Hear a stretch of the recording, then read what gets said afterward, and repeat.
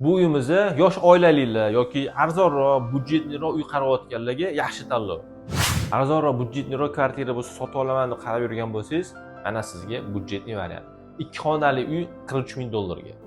Podezdan kirishimiz bilan shunaqa ostonada kutib oladi bizlarni. Kirganimizda chap tomonimizda sanuzel joylashgan. Demak, kirganimizda asosiy xonaga betimiz shunaqa studiya formatida qilingan, ya'ni hol, dam olib o'tirgan joy va bu yog'imizni oshxonamizni shunaqa barniz stoykalar qilib joylashtirilgan. Shu yerda choy ichib, albatta divanda dam olib, televizor ko'rib o'tirgan joyimiz. Endi xonalarimizni ko'ramiz, ya'ni yotoqxonalarimizni. Bu joyimizda demak bolalar yotoqxonasi qilsangiz bo'ladi. Videoda ko'rib turgan hamma mebel texnikalaringiz qoladi. Kir mashina, konditsionerlari ham hamma narsasi bor. Demak, bu ikkinchi, ya'ni katta yotoqxona qilsangiz bo'ladi albatta.